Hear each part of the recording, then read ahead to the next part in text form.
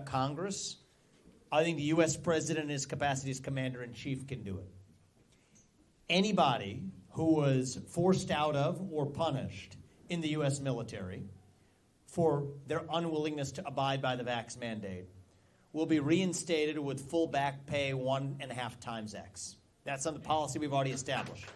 That's the answer. And 1.5x is because there's a rate of return to that. There's added losses. That puts, I'm not saying that rights the situation, but at least as we're putting the past behind us. And then there's a second issue embedded in what you described, which is a deeper issue in this country. It is the censorship of viewpoints on the internet. So the real danger to free speech today doesn't directly come from the government, actually. It comes from the government too, but where it really comes from is the government using private tech companies. Now, based on what you told me, I don't know if that's GoDaddy or anybody else, but the government using private tech companies to censor speech through the back door that the government could not censor directly through the front door under the Constitution. That is illegal behavior. And they've tried to dupe us by saying, oh, no, this is just the decisions of private companies. Don't you Republicans believe in the free market? This used to be the mantra. Well, not quite. You're not going to let you get away with that, because when a private company is responding to threats from the government, when a company is given carrots by the government, incentives by the government to do something that the government couldn't do directly, that's actually the action of the government. That's what our Supreme Court has held time and again.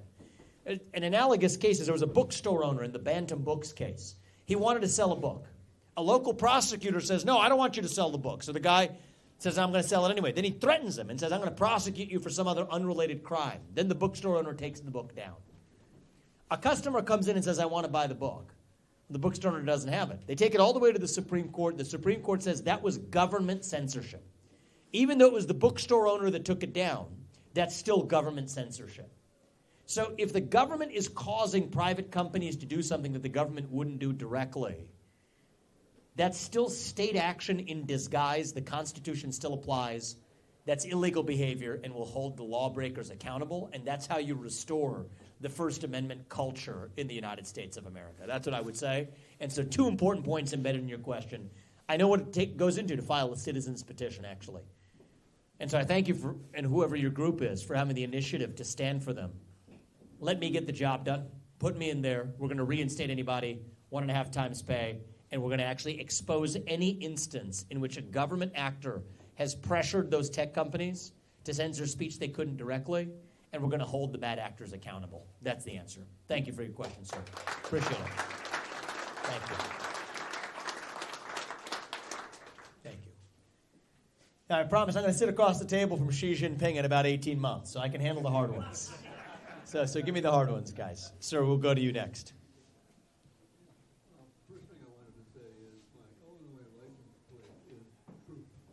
Oh, is that right? Yeah. Thank you. I appreciate that. And I came all the way here just so I could give you a list of things that I think you could do that would make this country better. And I have it with me. I'll give you a copy of it. Thank you. I'll be happy to receive that from you, sir. And thank you. And you stand for truth, especially in a state where they might do well to remember it. I appreciate that. You know, I want to tell you about my trip to Illinois for a second. I went to the south side of Chicago on this campaign. we lost our detour on the way to Davenport. No, I'm just kidding.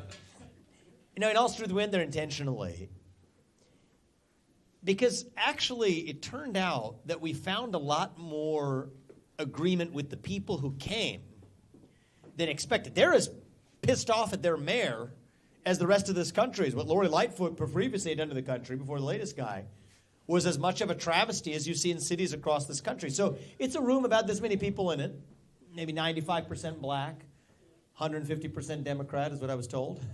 But so we go in there, and then there's some areas where we have some disagreements. You know, we got some questions about racial reparations. I disagree with that. We had some thoughtful exchanges, but there were strong disagreements. One woman, actually, she asked a question, and she disapproved of my response. She walked straight out with her back to me, and that was fine. Uniting this country is not going to be an easy task, and it starts with truth. But what we found by the end was that they were converting South Shore High School into an encampment for migrants illegally in this country $7,000 per migrant per month is how much it costs to put them up there. Converting their local high school in the inner city of Chicago to host them for it. So the people in that community were rightly asking, well, what about me? And so I have never been in a room quite as much as that one that was in favor of my own policy to say, yes, as your next commander-in-chief, I will use our own military to secure our own southern border and our northern border, too. That's what it means to stand for the rule of law. We found that common cause on the south side of Chicago. And then somebody raised his hand and asked me, why are we sending $100 billion of our money to Ukraine when we don't have sneakers and baby formula right here in Chicago, but we are making them available to migrants? And so the lesson of that story for me was, our America First movement, it goes beyond black versus white and even traditional Republican versus traditional Democrat. This is deeper than that. We have an opportunity to deliver a landslide election, a moral mandate in 2024. You don't hear me on the campaign trail generally sitting here bashing Joe Biden, in part because I don't think there's any point to it, really. He's not really the president, and he's not really anything other than a puppet for the managerial class. So forget the usual partisan sloganeering, and let's get to the root cause of what advances our shared American interests. We stand for truth. You ask most people in this country, do they agree with us on the 10 truths in this campaign? God is real. That there are two genders. Never thought I'd have to say that one out loud. It's controversial today. That fossil fuels are a requirement for human prosperity. That reverse racism is racism. That an open border is not a border. That parents should determine the education of their children. That the nuclear family, it isn't a bad word, it's the greatest form of governance known to mankind. Capitalism is a good system to lift us up from poverty. There's 3 branches of government in the United States, not 4. Our Constitution, it is the strongest and greatest guarantor of freedom in human history. I think if you ask most people in this country, they agree on those things. These things are true. From Des Moines to Davenport to even Illinois. I think most of us in this country agree these things to be true. And that's why I see an opportunity to, dare I say it, reunite this country, not by compromising on our principles, but by being uncompromising about the principles that actually unite all of us as Americans. And so thank you for making the drive, and I would love to receive that from you afterwards, and I give you my promise I'll read it on our next bus ride to the next stop. Thank you, sir. I appreciate it. Right over here, sir. We'll go here and then here. So I'm curious, as we watch the news and we see another 35,000 making their migration up to our southern border. Yep. What are you going to do? So let's just go straight from south upwards. It actually starts south of our own southern border. We should not give another dime of our taxpayer money to Central America or Mexico. To the contrary, we need to demand that each of those countries, all the way from Venezuela to the southern border of Texas, every one of those countries builds a border barricade on their own country's border. That stops the flow all the way through Central America. Now, on our own southern border, of course, build the wall. I don't say build the wall, build both walls. We need it on the northern border, too. But I would move our own military to our own southern border. That's something the next U.S. president can do. Then we have that sealed. I've been there. I've seen it. It's not like what you imagine. This is a technically solvable problem. It's a challenge of will. Then you get to the best border policies of all. End the incentives to be here illegally in the first place. No more of our money is going to sanctuary cities, including Chicago, for that matter, until they're actually cleaning up their act, breaking the rule of law. And so we're not going to fund the breakage of the rule of law. And then I go one step further than our Republican Party here to say that as your next president, I will end birthright citizenship for the kids of illegals who should not get it in this country. It was never intended to apply. They duped Donald Trump on this one. They said you can't do that because you need a constitutional amendment. No, you don't. Read the law. Read the Constitution. The 14th Amendment is clear on this. All persons born or naturalized in the United States and subject to the jurisdiction thereof, those are the key words, are citizens. A Mexican diplomat isn't subject to our jurisdiction. His kid doesn't enjoy birthright citizenship. Neither does an illegal from Venezuela or Mexico in this country either. Now we put an end to that, and then we do the hard thing. We actually put an end to anybody in this country who's being here legally allowed to be here to stay. Send anyone who's in this country illegally back to their country of origin. This is doable. They tell you there's only 6,000 or so ICE agents, Immigrations and Customs Enforcement agents. Well, it turns out, under existing laws, we don't need Congress, under existing laws, those ICE agents can delegate their warrant service power to local cops, local law enforcement. I met 2 local law enforcement upstairs. We have one right here, sir. Thank you for being here and taking care of us. I've met local law enforcement across this country who are standing by and willing to do their job if that power is delegated to them. But we require a president who actually has the knowledge and the spine to do it. So by March of 2025, 2 months after I take office, the southern border is sealed. We have a clear plan to do it, exactly as I laid out. By the end of 2025, we're well through mass deportations, that we have restored the rule of law in the United States of America. And I don't think we should apologize for that. That's who we are. And I want to pause on this because this is an example of a point that relates to a choice that you have to make. You have a choice in about 14 days at the Iowa caucus on January 15th. They duped Donald Trump. That's what happened. He had the right intentions in many of these cases, and I give him credit for it. He rolled that log over. We saw what crawled out.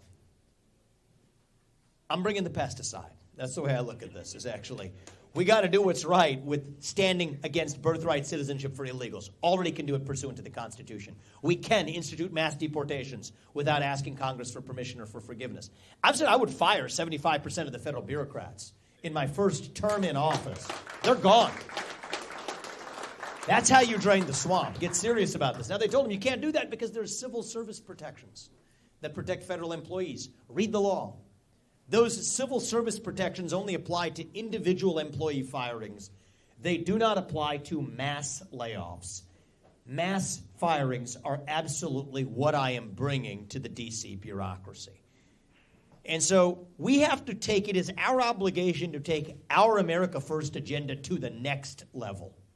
You got the future of America First standing right here. And so I'm asking all of you, many of you who may have thought 3 or 6 months ago that you were going to do something different on January 15th, to just skate to where the puck is going a little bit.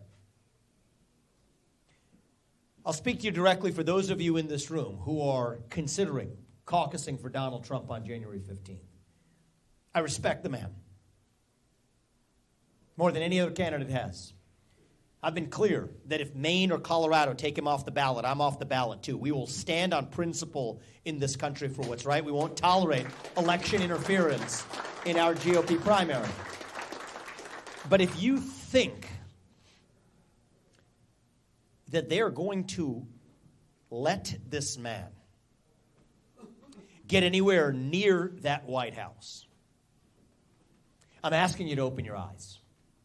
The same people, kind of people, who gave us a man-made pandemic and a big tech-rigged election last time. What do you think they're going to do this time? And you're already seeing the signs of it. Same thing.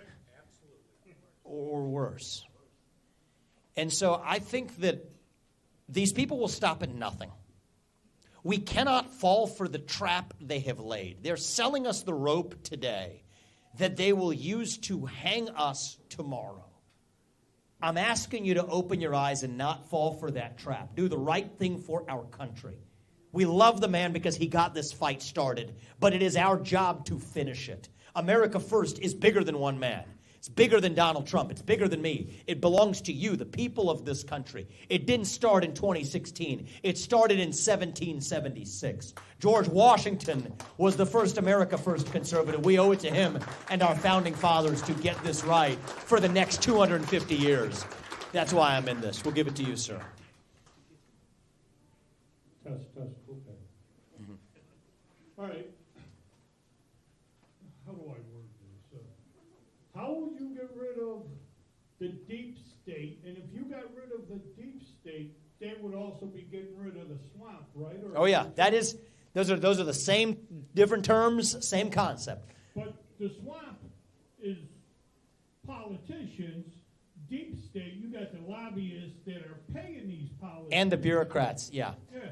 So, and the second part of my question, I would love to see Congress have term limits. Is it possible So I'll tell you how. for a president just to write an executive order and say, it's it? Because if you have Congress vote on it, they're going to give themselves job security. You're hovering right over the target, my friend. So let me answer both those questions. They kind of go together. So let me tell you about what the president can do. The president runs the executive branch of the government. That's what Article 2 of the Constitution says. Well, I know that if somebody works for you, I've been a CEO. I don't know if you guys are mostly familiar with my background or otherwise. I'm a businessman. I'm not a politician. But I can tell you, as a CEO, if somebody works for you and you can't fire them, that means they don't work for you. It means you work for them because you're responsible for what they do without any authority to change it. That's how it works today. Millions of federal bureaucrats report in nominally to the U.S. president, but he's just a figurehead. That changes on my watch. As I alluded to earlier, we'll have 75% mass firings. 50% of it we get done in the first day. You want to just take the first step of the jackhammer, it could look something like this. If you're a federal bureaucrat in that swamp, your Social Security number is in an odd number, you're out. If it's an even number, you're in. Boom. Day 2, it's half its size. Not a thing is going to break. The sun will still rise in the east and set in the west. Then you bring the chisel out. Shut down agencies that shouldn't exist. Shut down the FBI. Shut down the ATF. Shut down the CDC. Shut down the U.S. Department of Education. You have to shut them down. That, too, the president has the authority to do because it sits under the executive branch of government. And we'll reorganize that. I just want to just make this point. That might sound scary to some people. Do we not have federal law enforcement? No, we actually will improve federal law enforcement. The FBI has 35,000 employees. 20,000 of them are in back office functions at the J. Edgar Hoover building. That's what they still call it, the J. Edgar Hoover building. They're going to go home and find honest work. The 15,000 cops on the front lines, we will move them to the U.S. Marshals, to the DEA, both of which have been far more effective at fighting child sex trafficking rings or the fentanyl epidemic in this country. Same thing with respect to the Department of Education. Is it because I'm anti-education? No, I'm pro-education.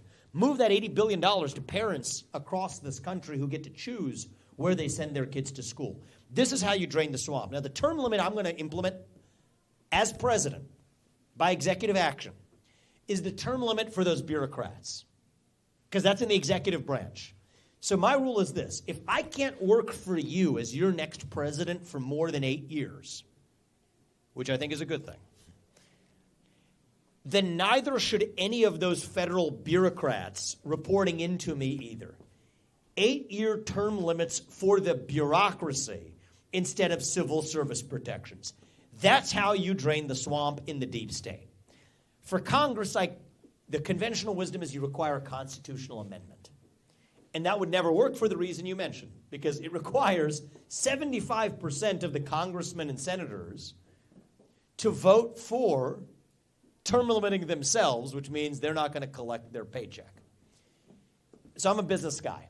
I believe in working within the incentives that you have. And I can't believe nobody else has ever offered this, to my knowledge, in the Republican Party before. Here's how you get it done. I don't love it, but here's how I'm going to do it. We will say, if you're there, we'll grandfather you in. But whoever comes after you, we're going to make that the law of the land today. All of them would then vote for it because it's wildly popular. And then you take their self-interest out of the equation. By the way, that's also how you're going to ever ban trading by congressmen in stocks. I've talked to these people. These people are amazing, but they have no shame. They have no sense of they'll defend what is their right to be trading individual stocks. The only place that rule isn't popular is in Congress, is a ban on that. Again, you do the same thing. You grandfather them in, but say it applies to the people who come after you. That's how you get it in there. So it takes a president who understands how to do this. This is how you drain the swamp. Mass firings, 8-year term limits for the bureaucracy, shut down agencies that shouldn't exist, and then use my method to bring term limits to Congress. That's how we get the job done. You want a quick follow-up, and then we'll go to next question. Quick question. You guys shut down all these agencies. Shut down the IRS. Yeah, IRS on the list. Yeah, absolutely.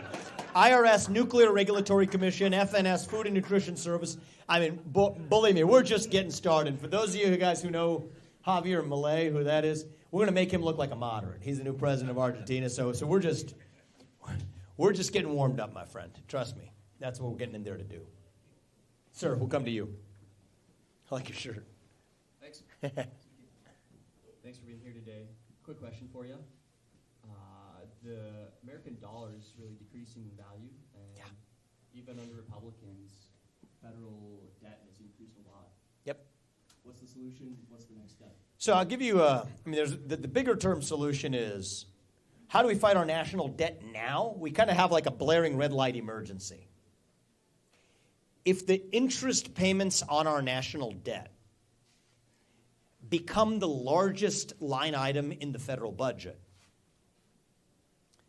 then we're in quicksand, right? Then we're done. That's the largest line item is the interest payments. You know when that happens? It happens in about 5 years. That's what gives me my sense of urgency here. We don't have the luxury of time. If we get to that point, I don't think we have a country left. That's where we are right now. So the short-term answer, I'll give you the emergency answer, then I'll give you the long-run answer. The emergency answer is this. The good news is I have a way to do this that will not involve cuts to Social Security or Medicare, which is what the rest of the Republican Party wants to do. Ship more money to Ukraine so you can cut your Social Security here in the name of fighting the national debt. No. Here's how we're going to do it. Get the oil and natural gas out from underneath our ground. Sell it. That instantly buys down about $8 trillion of our national debt. Then go to the next level. Avoid the foreign wars in places like Ukraine or foreign aid that's stacking up our national debt. We shouldn't be giving away money to other people when we're $34 trillion in the hole ourselves. Then you get to that 75% reduction across the federal government. Our national debt problem's immediately under control. That happens in my first year in office.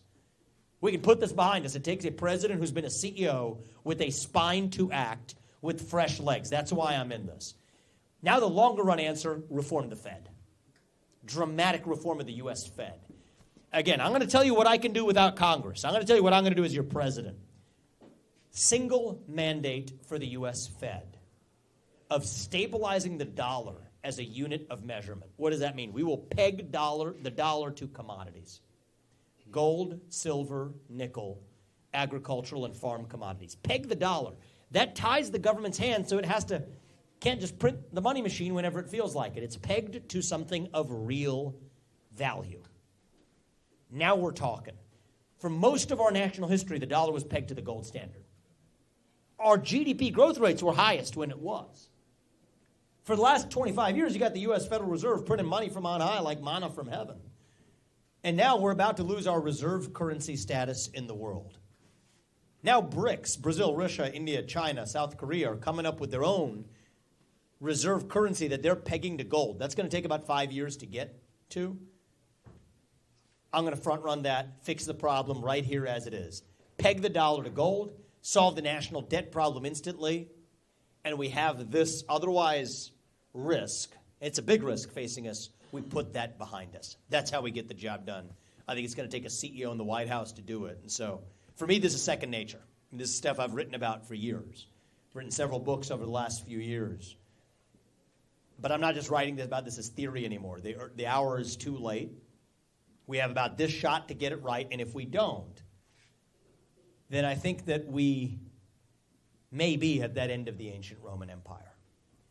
In ancient Rome, actually, they devalued the denarius, the silver in the denarius. That was their currency. It's one of the telltale signs before the fall of the Roman Empire. Same thing happening in the United States of America today. That's where we are. That ends on my watch, but I think this is our moment. It's now or never. That's why I'm in this. Thank you, man. I appreciate it.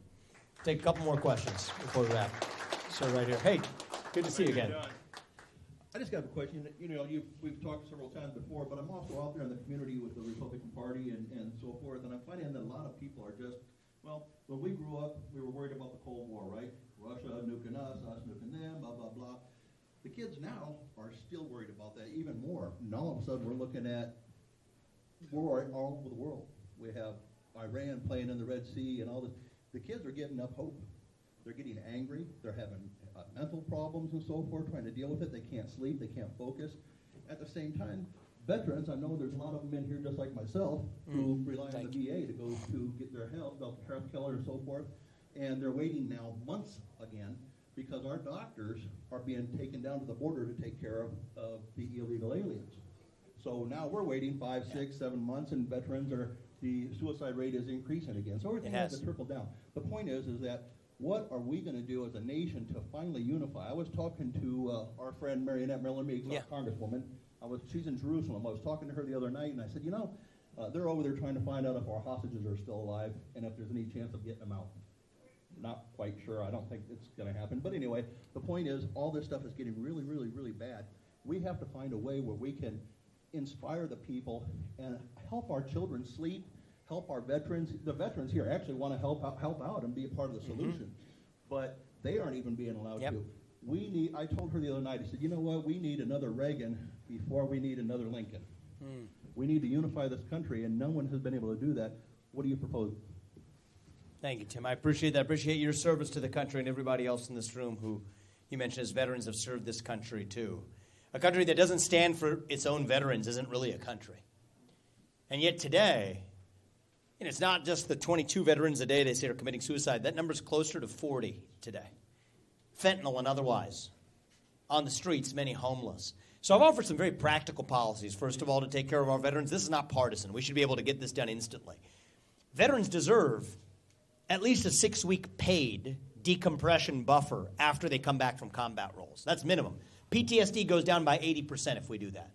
They deserve privacy protections to be able to report their PTSD, which many don't today for fear of being tagged with the red flag law. Medical choice for veterans, essential. Schedule I drugs that they otherwise could be using as medical drugs through the VA. They don't have access to today. They're turning to fentanyl and worse. And so the way I think about this is they shouldn't have to drive 150 miles to get to the nearest VA. They should be able to get community-based medical care right where they are. I come from the private sector. In public companies in corporate America, you know who sets the pay of the CEO? The shareholders do.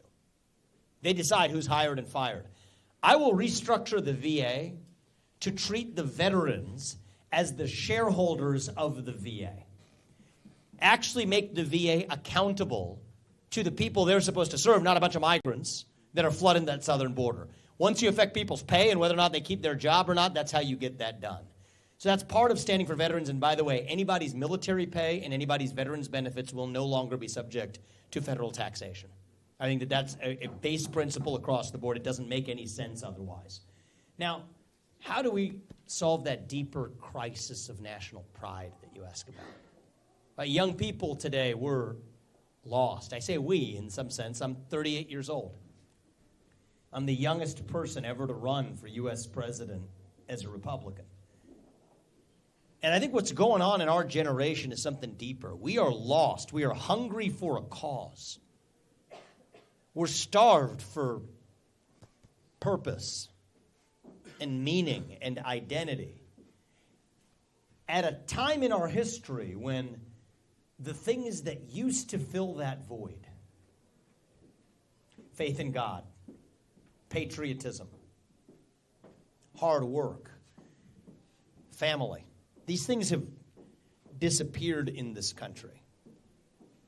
And when you have a vacuum that runs that deep, a void that runs that deep, that is when the poison fills the void. It almost doesn't matter what exactly the poison is, actually. You pick your favorite one. Sometimes we obsess over it too much as Republicans. Wokeism, transgenderism, climatism, COVIDism, depression, anxiety, fentanyl, suicide. These are symptoms of a deeper void of purpose and meaning in our country. And I see a Republican Party that, frankly, we could criticize the other side till we're blue in the face, right? We all agree on that. Let me talk about our own party. I see a Republican Party that has grown lazy, actually. I don't mean lazy in the get-out-the-vote operation sense of lazy. I mean lazy in a deeper sense of defining who we are and what we actually stand for. The left is good at this. They will give you a vision. It's not the right vision, but they'll give you something. Race, gender, sexuality, climate. And we've grown lazy sitting here just criticizing that vision without offering a vision of our own. What do we actually stand for? Individual, family, nation, God. That beats race, gender, sexuality, and climate if we have the courage to actually stand for something. So we can't anymore just be running from something. I am in this race to lead us to something. To our vision of what it means to be a Republican in the year 2024. What does it mean to be an American in the year 2024? And to me, it means we believe in the ideals of 1776. The ideals that the Founding Fathers enshrined in our Declaration of Independence and our Constitution, that all men are created equal. That we, the people, create a government that is accountable to us, not the other way around. That the people who we elect to run the government ought to be the ones who actually run the government. That we're founded on the rule of law.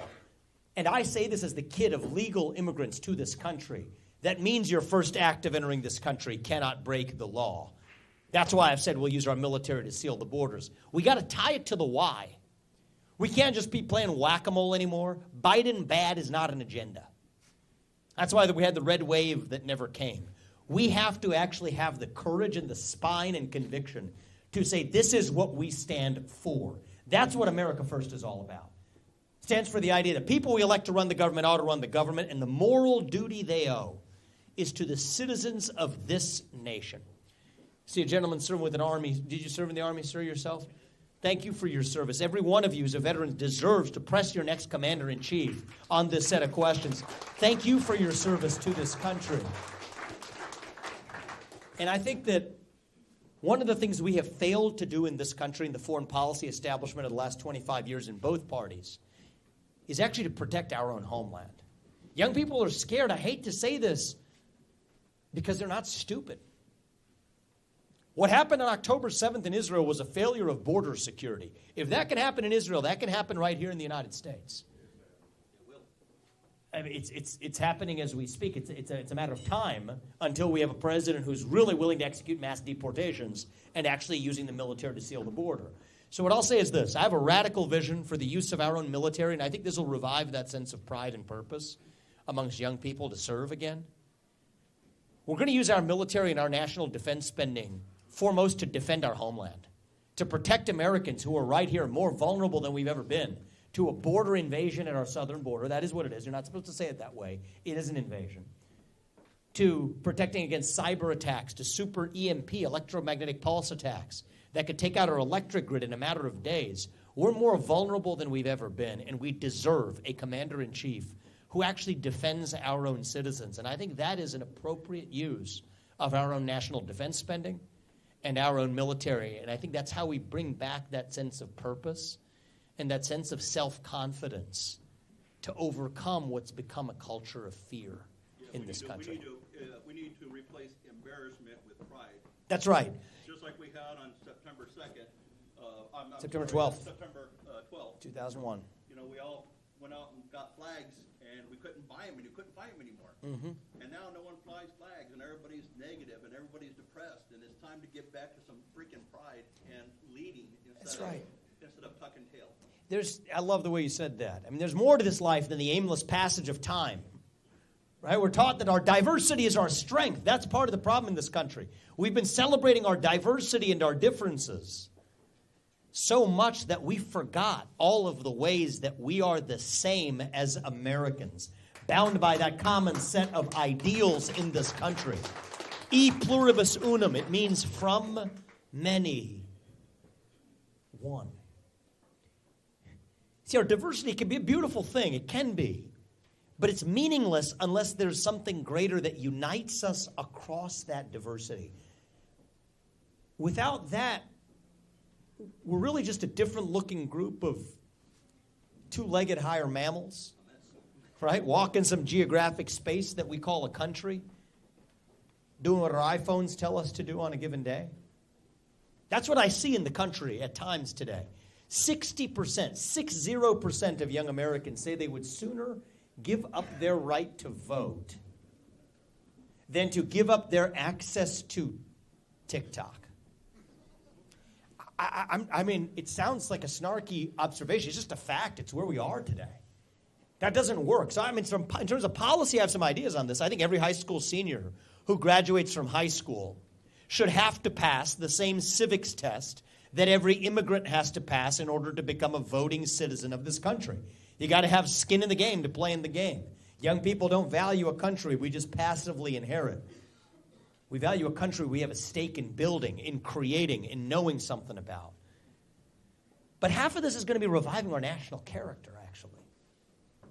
We talk about our founding fathers. We got to remember the founding spirit of this country. Thomas Jefferson, 33, I told you, when he wrote the Declaration of Independence. He invented the swivel chair while he was at it. Benjamin Franklin, co-signer of that document, invented the bifocal spectacle.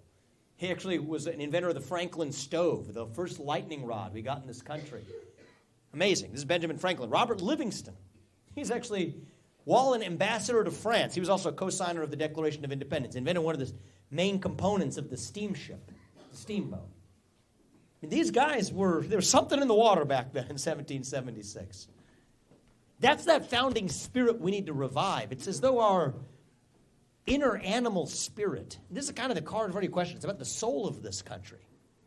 Our inner animal, it has been domesticated, it has been whipped, it has been tamed into submission by this new culture that penalizes excellence and celebrates victimhood. That's what we teach our kids, to be victims. We need to teach them to be victorious. That's what it means to be American. When we rallied behind the cry to make America great again, we didn't just hunger for one man. We hungered for the unapologetic pursuit of excellence. This is what it means to be an American. Unleash our inner beast. It has leapt oceans to lift up places like China, while their culture of victimhood holds us back. Not anymore. And I think it is going to take somebody with fresh legs. Somebody from the next generation to reach and lead that new generation. So if you all put us in that position, Apoorv and I, we view that as our responsibility to make faith and family and patriotism and hard work cool again in this country. And I think that that's half the job of the next president. It's not just policy. The other half of the job is reviving our national character, answering who we are. To put America first, we need to rediscover what America is. Do that, and the best days are still ahead of us, all right? Oh, I'll say this in closing. You get the little man under control there? Yeah. He was running around. To the best of extent. I'll tell you, I don't know how much Apoorva or Esther told you about her background. Apoorva's, she's going to be a badass first lady, I'll tell you that. She's saving lives every day, but we've got 2 young boys. One's 3.5, one's 1.5 years. We're not doing this out of convenience. We're doing this out of our sense of duty to this country. My parents came to this country 40 years ago with no money in search of opportunity. I've gone on to found multiple multi-billion-dollar companies. Apoorva's parents, very similar story. She's one of the best in the country at what she does, saving the lives of cancer survivors with throat surgery at the Ohio State Hospital. This is about saving the life of our country. I think this is our moment to do it. If our boys are in high school before we get this right, I don't think we have a country left. That's where we are. But I think that this is at the same time our moment to get this right. And if we do, we don't have to anymore be this nation in decline. We don't have to be, to your question earlier, we don't have to be at the end of the ancient Roman Empire. I think what George Washington would say, if he were alive today, if he were walking the American landscape, what would he tell us? I think he would say that as a nation right now, we are really just a little young, actually. Going through our own version of our adolescence. Figuring out who we're going to be when we grow up. I'm not going to be the guy who comes in here and tells you it's morning in America. I love Ronald Reagan. But I don't think Reagan would tell us that if he were alive today, because it's not morning in America. But it can be. I won't tell you what the political consultants advise us to say. The American dream is alive and well. It's not right now. It's alive and hanging on for life support. That's where we are. But it can be. And we're asking you to do your part to make it so.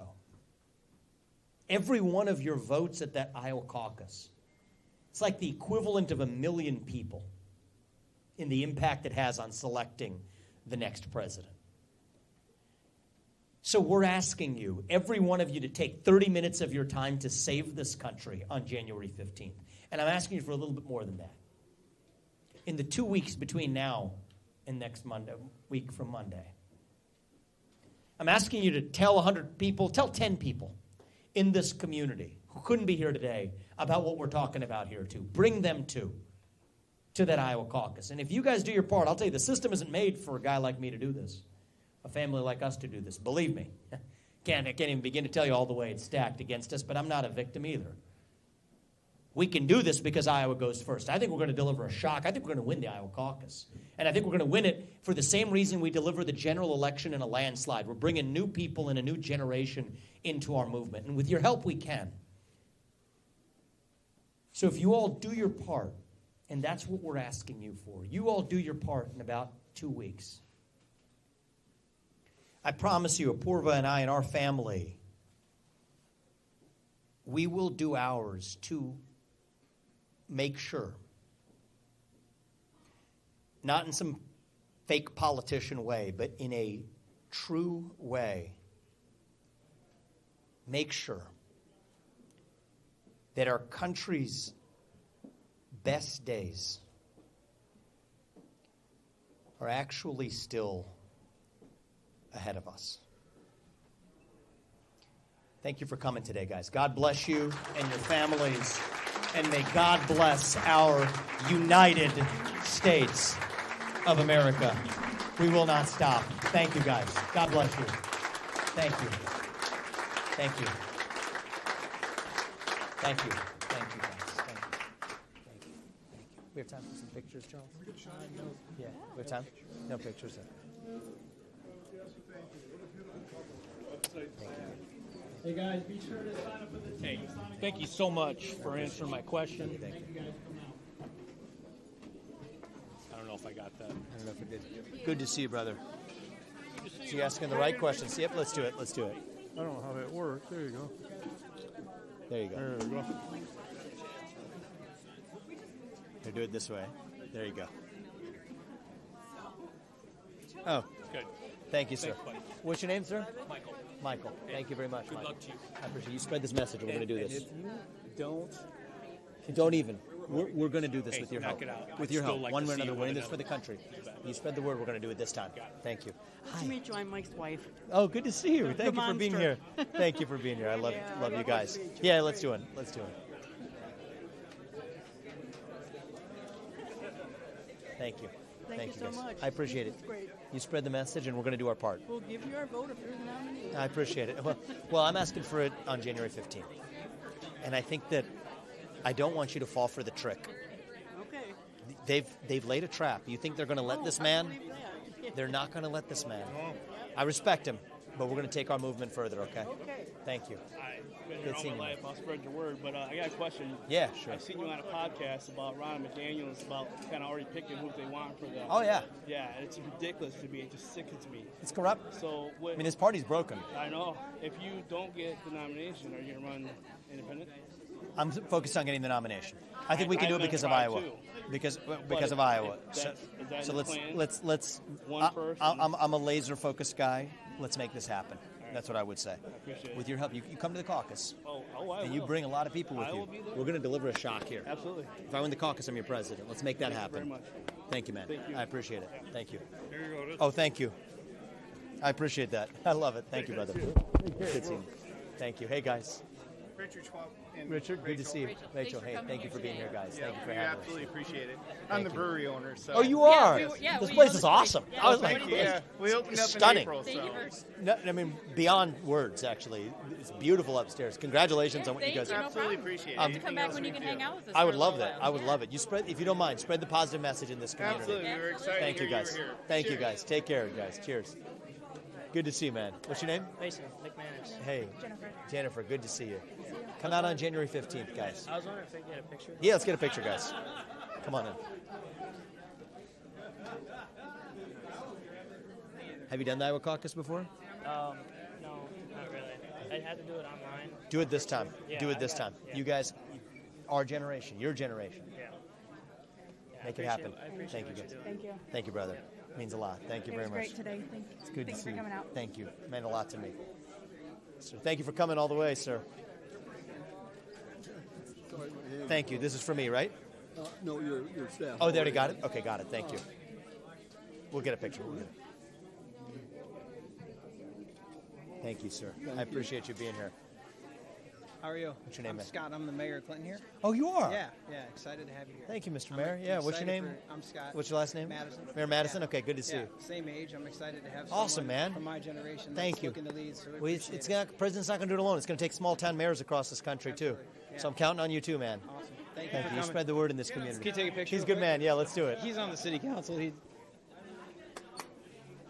Thank you. Thank you. I appreciate it. It's good to see you, my man. Thank you for coming to Clinton. Hey, it's good to see you, brother. You're on the city council? No. Oh. The guy yelling in the back. I own Okay. a funeral home, actually. You do? Okay. Yeah. Well, thanks for doing what Good you luck do, to my you. man. I appreciate that. Stay strong. We're not going to stop. Hey. Good to see you, man. What's your name? Eric, Eric, I'm good 1 to month retired military service Oh, member. thank you, brother. And it's just a pleasure to finally meet somebody and shake the hand of somebody that I've actually served to protect. Thank you. Because I was EOD, so I used to be Oh, you part were? of the protecting services. Thank you for So doing what you do, man. it's We really- know now we appreciate how important that is. So thank you. I appreciate that. Thank you. Thank you. Thank you, sir. Thank you. Thank you, man. It means a And lot. I'm looking forward to seeing all the future from you. Thank you. You Absolutely. spread the message, and we're going to do our part. Will do. Thank you, sir. Thank you so much. It was nice meeting you. Thank you. Thank you. Thank you. Thank you, guys. I appreciate you guys. What's your name, young man? Pearson. Peterson. Good to see you.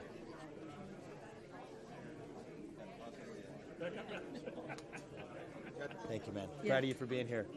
Nice Thank to meet you, Vivek. What's your name? Anthony. Anthony. Thank you for being here. Thank you. I appreciate it.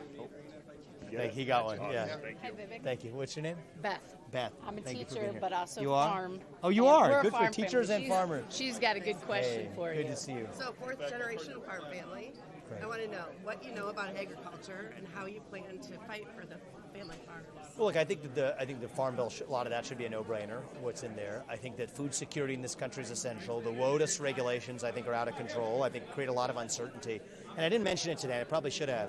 I'm the only candidate who's dead set against this carbon capture pipeline using eminent domain to seize the land. You're going to protect farmers. Start with protecting private property rights, and so that just gives you at least a taste for where my headspace is. Right. And trade. Of course, yeah. I mean, I think that we got to actually You know, protect our own interests here. and the other And it comes and problem- ricochets back sometimes, and it hurts us when we can't sell into The other other markets. problem is the solar energy is gobbling up all the farmland. And a lot of they're windmills. giving- And the they're wind giving subsidies. Well, big those wouldn't money. exist. So I believe in a free country, but you're not free to get subsidies from the federal government. Right, so that's what needs to end. End the crony capitalism. Yeah, let's do a quick one, and then they're going to take us out of here. But hopefully that answers your question, Yeah, thank at least for a taste for where I'm at. Hoping for the Thank best you. for you. Thank you, guys. Well, with your help, we'll get there. Yeah, Yep. sure. Okay, I work at Jewel, our Hy-Vee store and stuff. My big pet peeve is like people that get financial aid and stuff. Yeah, work requirements. They get the food that I can't even afford and stuff. I mean, and without even attaching work requirements, we're going to end that. That's what Lyndon Johnson called the Great Society. It's the exact biggest misnomer we've had in our Yeah, history. because I even know people that get financial aid from No, Illinois and Iowa. It's ridiculous. They live here. But the people who follow the rules don't have a way to get ahead. So, work ethic, restore work requirements. That's where I'm at. I go with that. Thank you, man. I appreciate it. Thank you. Thank you, man. I Can we appreciate get a it. picture? Thank you. Bettendorf, is that where we're next? Okay, good to see you. Hi, good to see you. Good to see All right. It's not flashing. There it goes. There you go. Thank you, I'd like guys. to talk to you about one I real appreciate quick, that. if you Thank don't you. mind. I know you're busy. Thank you, guys. Oh, I could be here all day. They just dragged me to next Bettendorf. Thank you, man. Bettendorf's a good town, too. Yeah, I'm excited to go there. Hi there. Nice to meet It's you. good to meet you. Nice to meet you. It's good to meet you, my man. Thank you. Spread the message and come out to that Iowa caucus. Yeah, thank I you. appreciate you guys. Thank Daughter you. and I get a quick picture Yeah, with we'll you? get a real quick one. All Real right, quick thank one. you. Thank you. Hop over here.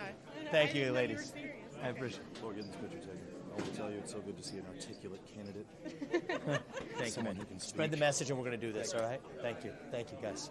want to get a quick picture with Oh, you. if I we'll get a could. quick one. Sure. Thanks for what you're doing. I wish I could convince my independent friends to listen to you. Well, we'll leave that to me. We'll get us to the general. I'm I'll bring trying. him along with us. I promise you that, all right? Come to the caucus. Nonprofits and NGOs, we got to hold them accountable. Of course. They try to skate under the... Hey. Thank you, sir. Yeah. I appreciate you Yeah, taking care of no, us. yeah. Great, No problem. great first question, my man. I have We got your some back. others for you. We got your back, all right? You spread the message on that. You're asking the right questions, and I know that. So thank you, sir. Yeah, no problem. Thank you. After you, please. Yeah. I have to go slow. You go. Okay. Thank you, though. Good seeing you. Thank you. Spread the message in this community. It's good to meet your 100%. family. Thank you, guys.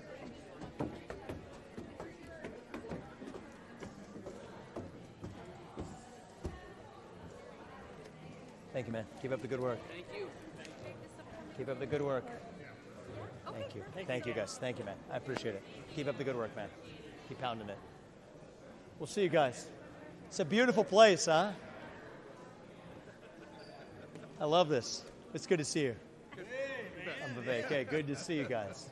We didn't make it down, but we're with you. Oh, good to see you guys. Yeah, thank you. Thank you, guys. How are you? Thank you. It's a beautiful bar you picked, so we really like it. Thank you. I appreciate it. Thank you for your service in the Army, sir. I appreciate it. Thank you. I didn't get to ask you a question. I was going to tell you my wife came here from the Philippines 6 years ago. And I was going to ask you how fair it was that all these illegals are getting all this money and everything. But I already know you don't think it's fair. No, it's dead wrong. We end that. And anybody who's in this country illegally needs to be returned to their country. So I was going to ask you kind of sarcastically, how do my wife and I apply for a refund Thank you, for sir. all the Thank money you. that we've spent getting her here? Oh, that's actually kind of interesting. It is kind of our money. Should we go for it? Let's see. Get a little classical. Sure. What's the core problem in the Middle East and what we need to solve? What's the core problem? The core problem has actually been U.S. half-heartedness. I think it's Iran. Well, I mean, insane. Well, it's deeper than just Iran because it actually spans a lot of other People in countries Iran too. right now are sick of their. Oh, of sick course, their government. of course, their government's We not even should serving them. But I mean, literally, they have videos of them. They're saying the mullahs say down with the Americans, and they're saying down with the mullahs. I mean, in That's what we need to do. 90% of the people in Iran don't even support them. Of course not. Of course not. It's the Iranian Should government. actively support It's the Iranian government, which is different than the. Well, I mean, we're supporting all the problems. Government. It That's is. the problem. China's actually funny. Iran is actually where big comes from too. I know.